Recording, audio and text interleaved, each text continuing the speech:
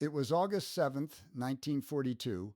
Martin Clemens had gone to bed hungry the night before, as usual. Just after 6 in the morning, heavy detonations rolled across the hills from the direction of Lunga and Tulagi. Clemens knew immediately what they meant. He was on his feet in an instant, his exhaustion gone. A panting scout rushed in with the news. The entire Japanese fleet was at anchor between Lunga and Tulagi. Clemens turned on his teleradio, the same battered set he had kept alive for months by cleaning its rusted switches with a lemon. He picked up the wavelengths of the invading force.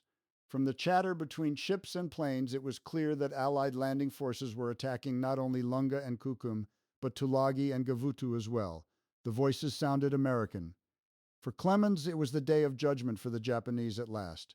All day long, Clemens and his scouts watched from their mountain perch. He counted more than 50 ships in the channel, including 2 Australian cruisers. 20 of them were plastering the shoreline from Kukum to Tasamboko. The radio told him that U.S. Marines had landed on Gavutu. He heard the pilots talking over the air, joking about trucks they spotted on the roads. At Tulagi, the fight was fierce, but the island was declared under control by late afternoon, except for the hospital end. Clemens could hardly believe what was happening. He wrote in his diary that day, Calais, oh, what a day. After 4 months of hiding and watching, help had finally arrived. On August 13th, Clemens was still on the mountain, waiting for instructions. A messenger finally arrived with a printed yellow envelope. It was from Charles Whitty, a planter now serving as a pilot officer with the Royal Australian Air Force, who had come in with the Marines. The note was brief. American Marines have landed successfully in force. Come in via Valanavua and along beach to Ilu during daylight. Ask outpost to direct you to me at the 1st Regiment command post at Lunga. Clemens read it twice. He had no specific orders to come down, but he knew he could be far more useful with the Marines than on a mountaintop. He decided to move at dawn. That night, Clemens packed his gear for the last time. His teleradio had been his constant companion for over 5 months, and it had served him well. He walked around his camp at Vungana, taking a last look at each familiar spot. He gave small gifts to the children and presented the aged village headman with a pair of old corduroy shorts. In the morning, with 5 rifles and 10 barefoot carriers, he began the trek down from the hills. The plan was simple: travel light, move fast, and head straight across country by the shortest route. The Japanese seemed to stick to the tracks. Clemens hoped that would give him and his men a clear path to the marine perimeter at Lunga. Clemens came down from the hills on August 14th. He marched his ragged column of scouts and carriers along the beach toward the marine perimeter at Lunga. When he rounded a bend near Volonavua, he saw green-clad Marines hauling trucks on the beach. The outpost guard stood fast with his rifle cocked. Clemens walked the last 100 yards and could only whisper his name. The guard knew who he was and gave him a cigarette and a piece of chocolate.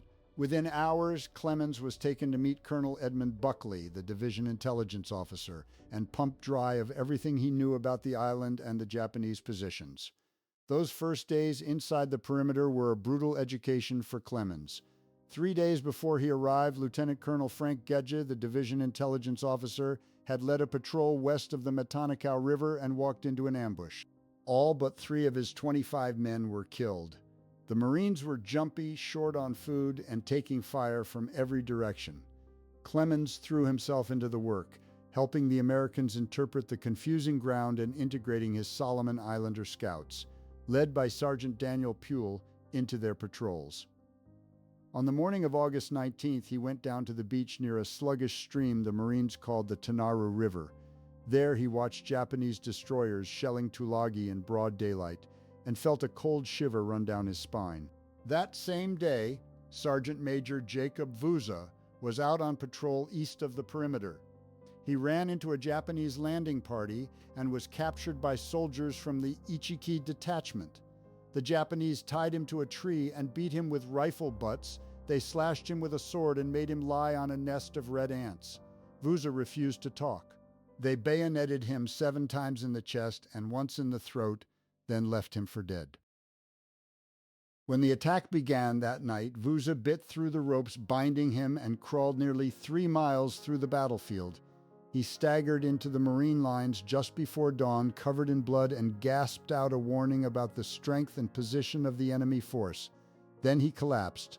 Clemens rushed to his side and held his hand as he dictated a last message for his wife.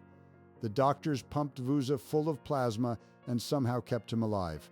The attack had been raging for hours when Vuza reached the lines, but the intelligence he carried details on enemy strength and disposition was rushed to the command post and helped the Marines coordinate their defense.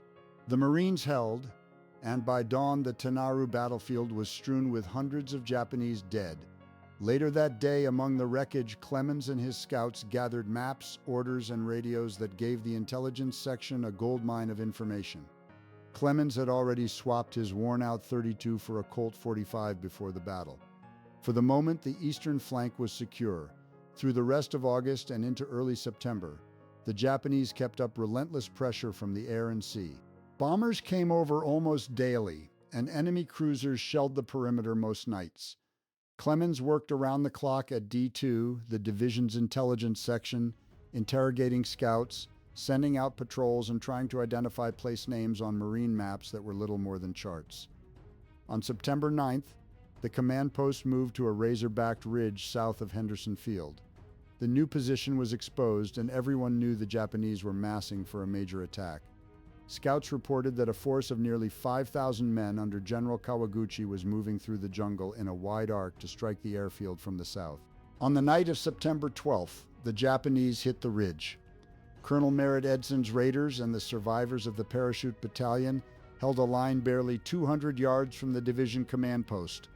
Clemens and his scouts were ordered into the defense line. Japanese soldiers charged with bayonets, yelling in the darkness. The sky was full of tracers, and mortar explosions lit up the trees. Edson lay on his belly just behind the front line and directed the fight. The ridge became a slaughterhouse. By dawn, the slope was covered with Japanese dead. The attack had been broken, but barely. Clemens's scouts had given the Marines critical intelligence on the enemy's approach, and the artillery, rushed into position just in time, had saved the ridge.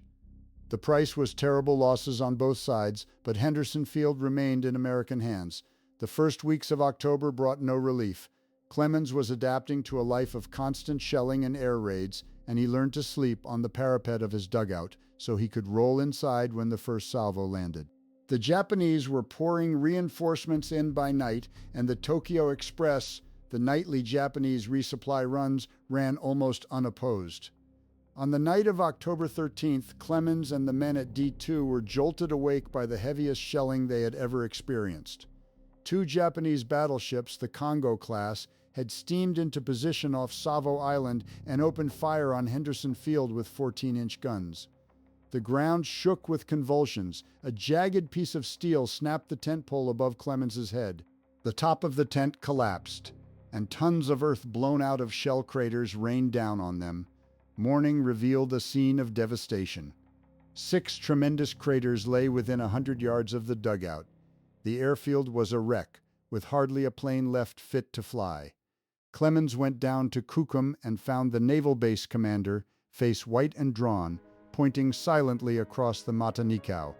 6 large Japanese transports were beached at Tasafaronga, unloading troops and supplies in broad daylight. Soldiers were rushing down the gangways, and destroyers cruised up and down offshore. There was nothing to do but watch. The Japanese had landed thousands of men, and the Marines, already decimated by malaria and casualties, were stretched to the breaking point. Yet somehow the Marines hung on. Dive bombers were patched up and thrown back into the fight. The transports were set on fire, and the Japanese infantry, though landed, had lost much of their heavy equipment.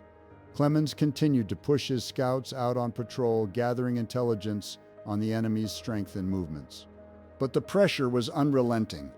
At night, the big guns shelled the perimeter, and the sky glowed with flashes from the Matanikau front.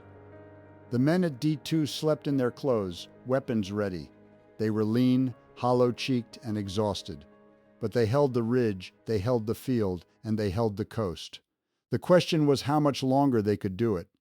Clemens remained at Aola through the first days of November, overseeing the security patrols and coordinating with the scout network while the Marines pushed west of the Matanikau.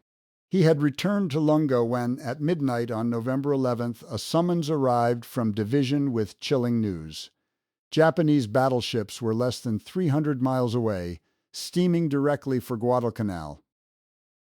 He immediately set out again for Aola, found Colonel Sturgis, the commander of the defense force there, and ordered him to camouflage everything and prepare for a possible attack. There was nothing left to do but wait for the blow to fall. Just after 1 a.m. on November 13th, the opening chords of a naval battle rolled across the channel from Lunga Point. Tremendous flashes lit the entire horizon, followed by thunderous explosions that shook the air even at Aola, miles away. Clemens counted the salvos, trying to judge who was firing and who was hit. He knew the American surface force was badly outgunned, a handful of cruisers and destroyers against Japanese battleships. The gunfire continued most of the night without pause, and with every salvo he felt the weight of the question, would the Navy hold? Dawn revealed a mangled American destroyer limping into Aola Bay, her superstructure blackened and twisted. The enemy had been turned back, though at terrible cost. 6 American ships were sunk, including the light cruisers Atlanta and Juno, and both admirals were dead. But one Japanese battleship was crippled, and dive bombers from Henderson Field finished her off by afternoon. The transports that had tried to land the invasion force were now blazing wrecks off Tassafaronga, their cargoes burning on the water. The back of the Japanese effort to retake Guadalcanal had been broken. Clemens returned to Lunga to find a transformed camp. Supplies were flowing in from the ships that could now reach the beach without being sunk. Fresh Army units had arrived, their faces still round and healthy compared to the hollow-cheeked Marines who had been there since August. The air raids tapered off as American fighters gained control of the sky, and the nightly shelling by Japanese artillery became a fading memory. Then came word from the High Commissioner leave was approved.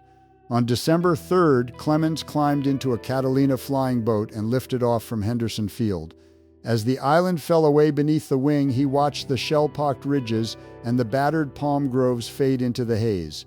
The teleradio that had been his constant companion for 5 months was packed away. The scouts were back on the ground under their own leaders, spreading out through the bush they knew better than any stranger. It had been 10 months since he first walked into those hills. A lone district officer with a broken radio and no shoes. Now the men he had worked with, the scouts, the Marines, the signalmen, were still there, holding the ground they had bled for. He felt a strange sense of loss along with the relief. Charles Whitty, who had guided him into the perimeter, continued serving as a guide with the Marines until the division was relieved. The campaign was not yet finished, but the crisis had passed. General Alexander Vandergrift issued a circular that named every unit and thanked the small band of devoted allies who have contributed so vastly in proportion to their numbers. It was the closest the Marines came to putting into words what the coastwatchers and the Solomon Islanders had done.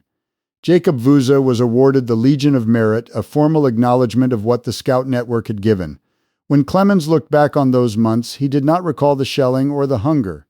He remembered the young scouts who took bullets and, as soon as their wounds closed, crawled out of the hospital and went back to duty.